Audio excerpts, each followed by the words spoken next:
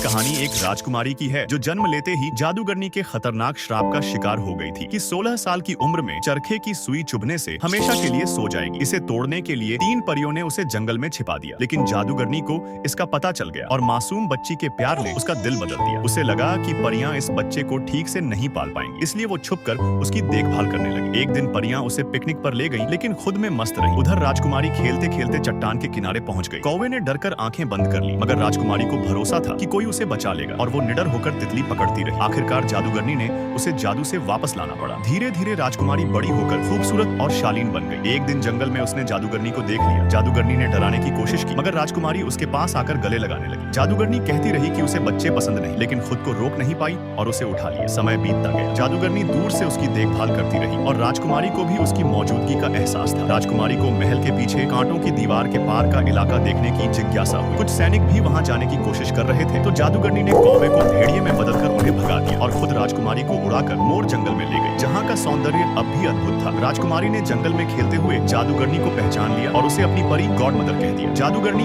अपने डाले श्राप पर पछताने लगी। उसने श्राप वापस लेने की कोशिश की, लेकिन ताकत बहुत ज्यादा थी। एक दिन राजकुमारी ने पूछा कि उसके पंख क्यों नहीं है, तो उसने कहा कि पहले थे लेकिन खो गए। इस बात ने उसे और उदास कर दिया। समय बीतता गया और राजकुमारी की 16वीं सालगिरह आ गई। परियां खुश थीं कि अब उनका काम खत्म होगा, लेकिन राजकुमारी को पता चला कि उसके माता पिता हैं। वो भागकर जादूगरनी के पास गई और सच जानना चाहा। जादूगरनी ने मान लिया कि वही उस पर श्राप डालने वाली है। ये सुनकर राजकुमारी का दिल टूट गया और वो रोते हुए चली गई। जादूगरनी ने तुरंत कौवे को राजकुमार को लाने भेजा ताकि श्राप टूट सके। राजकुमारी महल लौटी तो राजा ने उसे कैद कर लिया और जादूगरनी से लड़ने की तैयारी करने लगा, लेकिन राजकुमारी महल के एक कमरे में पहुंची जहाँ नया चरखा रखा था। उसने सुई को छू लिया और श्राप असर कर गया। जादूगरनी राजकुमार को महल लाई, लेकिन उसका चुंबन काम नहीं आया, क्योंकि वो असली प्यार नहीं था। दुखी होकर जादूगरनी ने राजकुमारी के माथे पर प्यार से चुंबन दिया और चमत्कार हुआ। राजकुमारी जाग गई। दोनों मुस्कुराए और गले मिले। तभी राजा ने जाल बिछाकर जादूगरनी को पकड़ लिया। भयंकर लड़ाई। आखिरकार जादूगरनी ने अपने पंख वापस लाए और उड़कर राजा को हरा दिया। राजा अपनी जिद में मारा गया। सूरज उगा, कांटों की दीवार खत्म हो गई, जंगल खुशहाल हो गया और राजकुमारी मनुष्यों और जंगल की रानी बन गई। जादूगरनी